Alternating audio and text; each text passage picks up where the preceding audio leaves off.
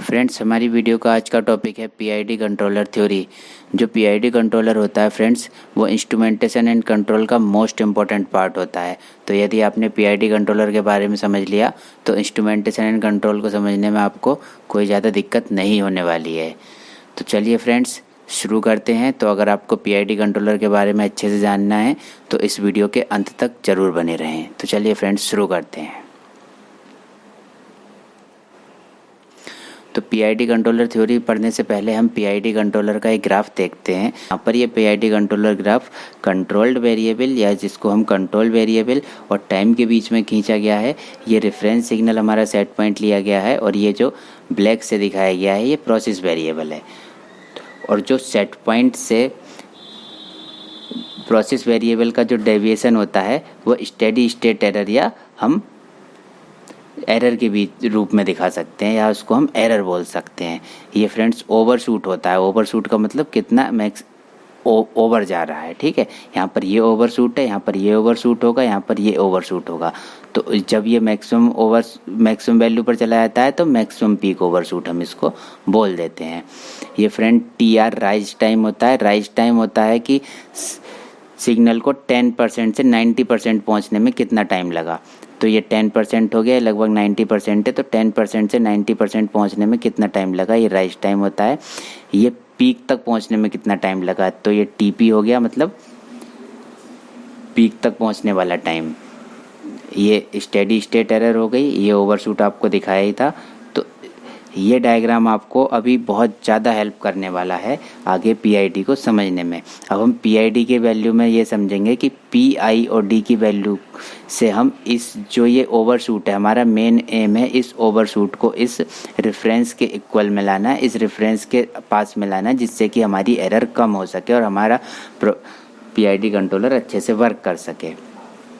तो इस ओवरशूट को आप कम करेंगे PI और D की वैल्यू से। तो देखेंगे फ्रेंड्स कैसे कम करेंगे। तो चलिए देखते हैं एक एक करके। अब पीआईडी थ्योरी में जैसा कि हम लोग जानते हैं, पीआईडी थ्योरी शुरू करते हैं। तो जैसा कि हम लोग जानते हैं पीआईडी की फुल फॉर्म होती है प्रोपोर्शनल, इंटीग्रल एंड डेरिवेटिव। तो इसमें 3 रिस्पॉन्स होते हैं, प्रोपोर्शनल रिस्पॉन्स, इंटीग्रल रिस्पॉन्स और डेरिवेटिव रिस्पॉन्स। तो पहले चलते हैं प्रोपोर्शनल रिस्पॉन्स की ओर।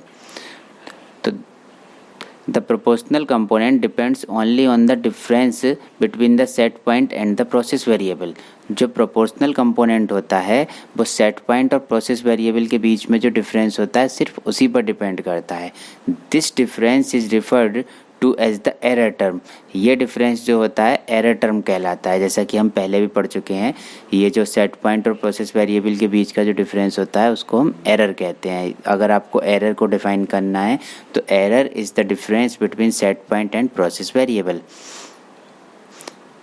The proportional gain Kp determines the ratio of output response to the error signal। जो प्रोपोर्शनल गेन Kp होता है वो आउटपुट रिस्पॉन्स और एरर सिग्नल का रेशो को डिटरमाइन करता है।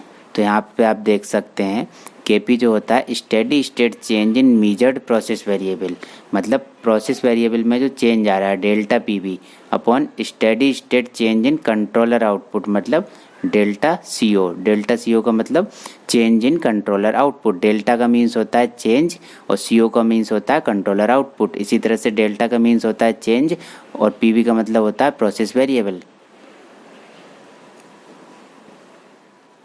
तो यहाँ से आप देख सकते हैं ये पीआईडी कंट्रोलर का जो आउटपुट होता है इस इक्वेशन से आप निकाल सकते हैं, इस इक्वेशन से निकाल सकते हैं और इस डायग्राम से आप आसानी से समझ सकते हैं कि पीआईडी कंट्रोलर का क्या आउटपुट होगा।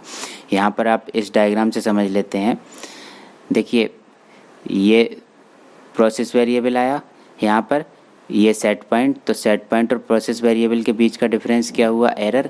अब इस एरर की मल्टीप्लाई हो रही है P वाले टर्म में, मतलब Kp इंटू ET में, I वाली टर्म में ये लिखा हुआ है KI और integration 0 to T ET dt, और एरर की मल्टीप्लाई हो रही है डेरिवेटिव वाली टर्म में KD DET/dt, और ये सब मिलकर प्रोसेस में जा रहे हैं और ये आउटपुट निकल जा रहा है। तो यहाँ से आप कंट्रोलर आउटपुट आसानी से बना सकते हैं। इक्वेशन आउटपुट होता है YT, तो Y T is equals to E T into K P, यहाँ पर ये एरर ई टी है, ई टी की हमने किस में मल्टीप्लाई की, के पी, ठीक है, यहाँ पर ये लिखा हुआ भी है के P into E T, plus 1/ti, यहाँ 1/ti क्या होता है, के आई की वैल्यू फ्रेंड्स होती है 1/ti, जैसे यहाँ पर लिखा हुआ है के आई की वैल्यू होती है 1/ti, तो हम यहाँ या तो यहाँ पर के आई लिख देंगे या फिर लिख देंगे 1/ti, तो 1/ti into integration of E T D T plus T D into D Y D T of E T. तो ये कंट्रोलर आउटपुट की इक्वेशन आपको मिल जाएगी यहाँ से। तो कंट्रोलर आउटपुट आप सीधे सीधे समझ सकते हैं, कंट्रोलर का जो आउटपुट होता है वो के पी के डायरेक्टली प्रोपोर्शनल होता है। यहाँ पे आप देख लीजिए Y T is directly proportional to K P, ठीक है। In general, increasing the proportional gain will increase the speed of control system response। अब आउटपुट के डायरेक्टली प्रोपोर्शनल होता है, इसका मतलब यही होता है कि जो कंट्रोल सिस्टम रिस्पॉन्स होता है उसकी स्पीड बढ़ जाती है। तो Kp की वैल्यू अगर हम बढ़ाते हैं तो कंट्रोल सिस्टम जो रिस्पॉन्स होता है उसकी स्पीड बढ़ जाती है। However if the proportional gain is too large, यदि प्रोपोर्शनल गेन बहुत ज़्यादा होता है तो process variable will begin to oscillate, process variable oscillate करना शुरू कर देता है। अभी इसको समझेंगे आगे एक ग्राफ की मदद से। इफ़ के P is increase further the oscillation will become larger and system will become unstable and may even oscillate out of control. तो जो अगर पीवी की वैल्यू है, अगर हम एक लिमिट से ज़्यादा बढ़ा देंगे तो ऑसिलेशंस इतने ज़्यादा हो जाएंगे कि सिस्टम अनस्टेबल हो जाएगा और आउट ऑफ कंट्रोल हो जाएगा। Proportional term considers how far PV is from SP at any instant in time। तो प्रोपोर्शनल टर्म ये कंसीडर करती है कि किसी समय PV SP से कितना दूर है, PV और SP में कितना डिफरेंस है। तो इसका मतलब हम ये कह सकते हैं कि output depends only on the present term only, present पर डिपेंड कर रहा है इस समय कि प्रेजेंट में कितनी एरर चल रही है। देर पहले देखा था पीआईडी कंट्रोलर का ग्राफ, तो वही ग्राफ हमने बनाया है। तो केपी की वैल्यू इसमें कहाँ एग्जिस्ट करती है, केपी से क्या फ़र्क पड़ता है। तो फ्रेंड्स ये जो ओवरशूट दिखाया था, तो इसकी वैल्यू अगर केपी बढ़ाएंगे तो ये बढ़ता चला जाएगा। केपी की वैल्यू जैसे जैसे हम बढ़ाएंगे बढ़ता चला जाएगा, केपी की वैल्यू जैसे जैसे हम कम करेंगे कम होता चला जाएगा। जहाँ से आप देख सकते हैं केपी की वैल्यू जब हमने 2 रखी तो ये बढ़ गया, मतलब ये चीज़ इंक्रीज कर रही है। अब केपी की वैल्यू अगर हमने 1 रखी तो देखो और कम हो गया, केपी की वैल्यू 0.5 रखी तो ये हमने और कम हो गया, ठीक है। तो अगर जैसे जैसे हम केपी की वैल्यू रखते चले जाते हैं प्रोपोर्शनली आउटपुट हमारा चेंज होता रहता है, ठीक है, आउटपुट रिस्पॉन्स हमारा बढ़ता रहेगा। ये आप केपी की वैल्यू बढ़ाएंगे तो ये ओवरशूट और बढ़ता चला जाएगा और बढ़ता चला जाएगा, केपी की वैल्यू कम करेंगे और कम होता चला जाएगा। तो हमारा एम कुल मिला के ये होता है, ये जो शो किया गया है ये प्रोसेस वेरिएबल होता है। हमारा एम कुल मिला के ये होता है कि हम इस प्रोसेस वेरिएबल को, जो ये लाइन दी गई है रेफरेंस लाइन, ये सेट पॉइंट होती है, इसके आसपास ही सेट कर दें। जैसा कि ये आप देख सकते हैं येलो वाली लाइन पर बिल्कुल ब्लू वाली लाइन में मिली हुई है, तो इसका मतलब प्रोसेस वेरिएबल सेट पॉइंट के लगभग बराबर हो गया। तो यही पीआईडी कंट्रोलर का एम भी होता है। रेफरेंस सिग्नल यहाँ दिखाया गया है, रेफरेंस सिग्नल को आप समझ लो सेट पॉइंट, तो उसका ये सेट पॉइंट लेकर चलते हैं हम। अब प्रोपोर्शनल कंट्रोलर के साथ में क्या होता है, कहने का मतलब ये समझ सकते हो आप, इसमें 3 तरह के कंट्रोलर होते हैं, proportional controller, PI controller, proportional integral controller और PID controller, proportional integral derivative controller. तो इसमें आप ये समझ सकते हैं कि अगर हम आई और डी की वैल्यू बिल्कुल 0 रख दें, आई और डी को हम ना बढ़ाएं, केवल पी का ही वैल्यू रखें, तो क्या होगा। तो पी की वैल्यू रखने पर आप इस ग्राफ में समझ सकते हैं। देखिए फ्रेंड्स, ये ब्राउन कलर से दिखाई गई है, केपी की वैल्यू 4 रखी है, के आई की वैल्यू 0 रखी है, के डी की वैल्यू 0 रखी है। तो इसमें क्या होगा, ये जो सेट पॉइंट से डेविएशन रह जाएगा, तो इस सेट पॉइंट से जो डेविएशन होगा इसको हम ऑफसेट कहेंगे। तो यही हमने लिखा है इसमें, विद प्रोपोर्शनल कंट्रोलर ऑफसेट, मतलब deviation from set point, set point से हमेशा डेविएशन रहता है, प्रेजेंट रहता है। Increasing the controller gain will make the loop go unstable. अगर हम बहुत ज़्यादा बढ़ा देते हैं कंट्रोलर गेन को तो लूप अनस्टेबल हो जाता है और सिस्टम हमारा अनस्टेबल हो जाता है। तो इसके लिए हमें इंटीग्रल एक्शन की रिक्वायरमेंट होती है। Integral action was included in controller to eliminate this offset. तो इंटीग्रल एक्शन को इंक्लूड किया गया इस ऑफसेट को एलिमिनेट करने के लिए या हटाने के लिए। यहाँ से आप फिगर से देख सकते हैं KP की वैल्यू 4 है, KI की वैल्यू 3 है।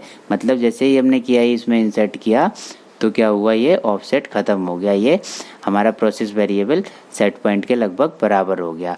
तो KI की अगर हम इसमें KD नहीं भी इंक्लूड करेंगे तब भी ये इसके प्रोसेस वेरिएबल लगभग सेट पॉइंट के बराबर ही रहेगा। अब इंटीग्रल रिस्पॉन्स देख लेते हैं। इंटीग्रल रिस्पॉन्स में हम देखते हैं इस फिगर की मदद से, जब हम KP बढ़ा रहे थे तो ये वाला एरिया बढ़ रहा था, ये वाला एरिया बढ़ रहा था ओवरशूट। लेकिन जब हम TI की वैल्यू बढ़ाएंगे, TI की वैल्यू बढ़ाएंगे तो TI की वैल्यू बढ़ाने पर ये जो वैल्यू है ये बढ़ेगी, ये बढ़ेगी तो कर्व क्या होगा, नीचे की तरफ आएगा। कर्व नीचे की तरफ आएगा। हमारा मेन एम क्या है कि ये वाला कर्व, ये जो ऊपर जा रहा है ओवरशूट हो रहा है, ये कुल मिला के रेफरेंस पॉइंट तक आना चाहिए या सेट पॉइंट तक आना चाहिए। तो अगर हम TI की वैल्यू बढ़ाते चले जाएंगे तो ये आपका सीधा होता चला जाएगा। The integral component sums the error over time. तो इंटीग्रल कंपोनेंट क्या करता है, जितनी भी एरर आ रही हैं अब तक उनको सम करता रहता है, उनको ऐड करता रहता है। The result is that even a small error term will cause the integral component to increase slowly. तो अगर थोड़ा सा भी एरर आती है तो इंटीग्रल कंपोनेंट क्या हो जाता है, बढ़ जाता है। तो इंटीग्रल कंपोनेंट बढ़ने की वजह से उस एरर को वो कम कर देता है। तो इसका मेन एम क्या हुआ कि एरर को रिड्यूस करना। अभी तक हमारी एरर आ रही थी प्रोपोर्शनल ओनली, अगर हम ले रहे थे केवल प्रोपोर्शनल टर्म ले रहे थे तो एरर हम कम नहीं कर पा रहे थे, एक ऑफसेट रह जा रहा था। तो लेकिन इंटीग्रल रिस्पॉन्स अगर हम जैसे इसमें इंसर्ट करते हैं तो जो ये एरर आ रही थी, जो ये ऑफसेट आ रहा था, वो कम हो जाता है, एलिमिनेट हो जाता है। The integral response will continually increase over time unless the error is zero. तो इंटीग्रल रिस्पॉन्स को हम तब तक बढ़ाते रहते हैं जब तक कि हमारी एरर जीरो ना हो जाए। तो स्टेडी स्टेट एरर जो होती है फाइनल डिफरेंस होती है between process variable and set point. तो सेट पॉइंट और प्रोसेस वेरिएबल के बीच में जो फाइनल डिफरेंस होता है उसको स्टेडी स्टेट एरर या हम एरर भी बोल सकते हैं। तो अभी TI का डिफरेंस, अभी हमने TI का इफेक्ट देखा क्या पड़ता है, तो अभी और अच्छे से देख लेते हैं इसको। देखिए कंट्रोलर आउटपुट क्या होता है, अभी हमने पढ़ा था ET into KP plus 1/TI integration of ET DT plus TD dy/dt of ET। Output is inversely proportional to TI। कहने का मतलब क्या है कि जैसे जैसे हम TI की वैल्यू बढ़ाते चले जाएंगे, देखो ये ओवरशूट कम होता चला जा रहा है, ठीक है, ओवरशूट कम होता चला जा रहा है। तो ओवरशूट कम होता चला जा रहा है, इसका मतलब TI के इन्वर्सली प्रोपोर्शनल होगा। तो TI की वैल्यू जैसे आप ब्लू से देख सकते हैं यहाँ पे 1 रखी गई थी। अब जैसे ही हमने 2 रखी TI की वैल्यू, ये वाला ऑरेंज वाला, तो क्या हुआ ये और ज़्यादा। अब हमने 1 को सेट पॉइंट मान के चलते हैं, यहाँ पर हम 1 को सेट पॉइंट मान कर चलेंगे तो लगभग बराबर आ गया इसके। TI की वैल्यू हमने 5 रखी तो देखिए ये भी जाकर सेट पॉइंट प्रोसेस वेरिएबल के लगभग बराबर हो गया। तो इस तरह से TI की वैल्यू का ये इफ़ेक्ट आप समझ सकते हैं कि TI की वैल्यू का क्या इफ़ेक्ट होता है। अब फ्रेंड्स KI होता है 1/TI। तो अगर हम TI को बढ़ा रहे थे तो ये चीज़ बढ़ रही थी, ठीक है। अब KI को बढ़ाएंगे तो ये उल्टा होगा, मतलब ये चीज़ कम होगी। ये जो बीच का जिससे कर्व फ्लैटन हो रहा था तो ये कम होगा, सिकुड़ेगा ये। So the effect is to reduce the steady state error to zero। तो जो इफेक्ट होता है हमारा वो स्टेडी स्टेट एरर को जीरो की तरफ रिड्यूस करना होता है, मतलब जीरो पहुंचाना होता है। With integral action controller output is proportional to the amount of time the error is present. Integral action eliminates offset. Integral action offset को एलिमिनेट कर देता है।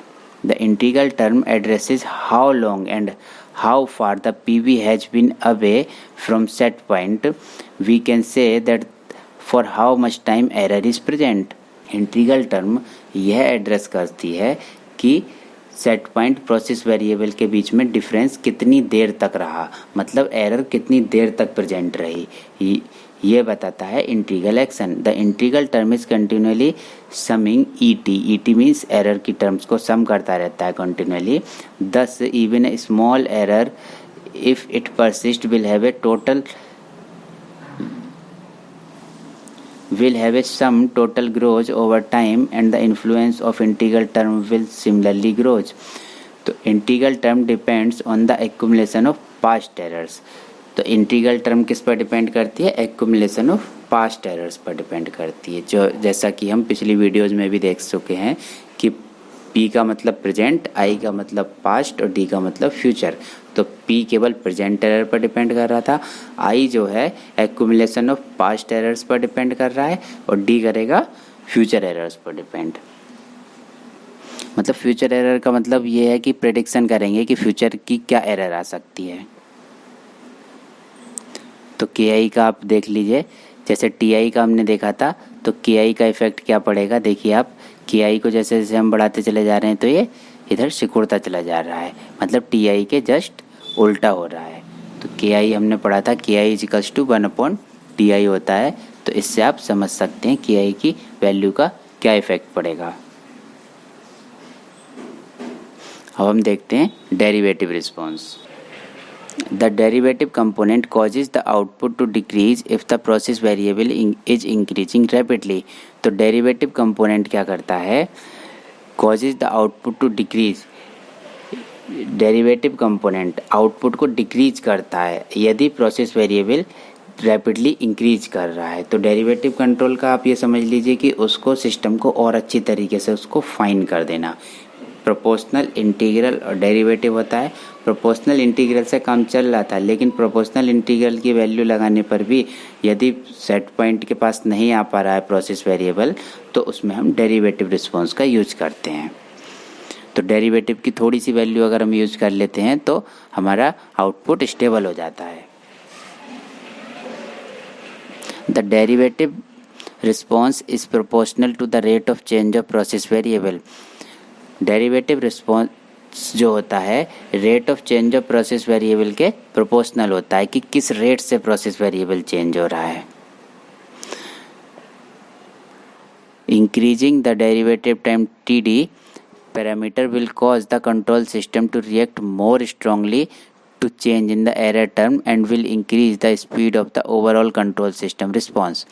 तो अगर हम TD की वैल्यू बढ़ा देंगे तो क्या होगा, कंट्रोल सिस्टम ज़्यादा स्ट्रांगली रिएक्ट करेगा एरर टर्म्स पर और कंट्रोल सिस्टम आसानी से स्टेबल हो जाएगा, जैसा कि आप यहाँ पर देख सकते हैं।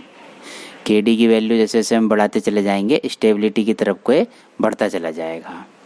यहाँ पर KD की वैल्यू 1, यहाँ पर KD की वैल्यू 1 है, यहाँ पर 0.5 है, यहाँ पर 2 है KD की वैल्यू।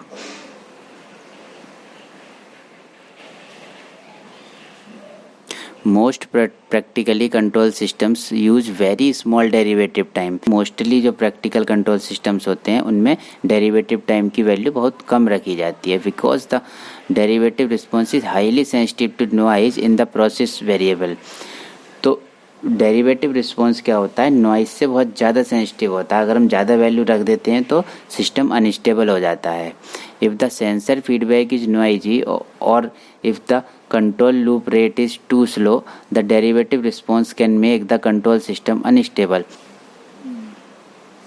यदि सेंसर फीडबैक सिग्नल नॉइजी है और कंट्रोल लूप रेट बहुत ज़्यादा स्लो है तो डेरिवेटिव रिस्पॉन्स क्या कर देता है, कंट्रोल सिस्टम को अनस्टेबल कर देता है। तो डेरिवेटिव रिस्पॉन्स का use mainly friends temperature control में ही ज़्यादा यूज होता है। टेम्परेचर कंट्रोल के लिए अगर आप PID लगा रहे हैं तब PI और D तीनों वैल्यूज़ का यूज़ करते हैं।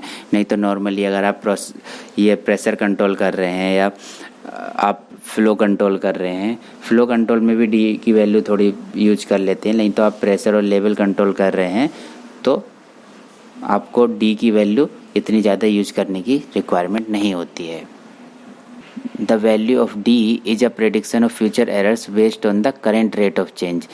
D की जो वैल्यू है वो फ्यूचर एरर्स को प्रेडिक्ट करती है based on the current rate of change. Current rate of change of errors किस हिसाब से आ रहा है उस हिसाब से फ्यूचर की एरर्स को वो प्रेडिक्ट कर लेगी। तो अभी हमने क्या बताया था, डी में क्या करते हैं, फ्यूचर की एरर को प्रेडिक्ट करते हैं। The weighted sum of these 3 actions is used to adjust the process via a control element. तो इन सब का जो वेटेड सम होता है, जैसे ये देख लीजिए आप, पी, आई और डी का जो वेटेड सम है, ये सम लगा हुआ है, वो प्रोसेस को कंट्रोल करने के लिए यूज होता है। तो इन सब का वेटेड सम मिला के हम प्रोसेस को कंट्रोल कर लेते हैं, जैसा कि आउटपुट इक्वेशन में हमने देखा था। तो ये कंट्रोल करता है, कंट्रोल वाल्व को हम कंट्रोल कर सकते हैं, वेरिएबल फ्रीक्वेंसी ड्राइव को हम कंट्रोल कर सकते हैं। तो पीआईडी कंट्रोलर बहुत ही ज़्यादा यूज होता है इंडस्ट्रीज़ में। और अगर आप ये समझ लीजिए कि अगर पीआईडी कंट्रोलर है तो इंस्ट्रूमेंटेशन है, तो ये कहना गलत बिल्कुल भी नहीं होगा।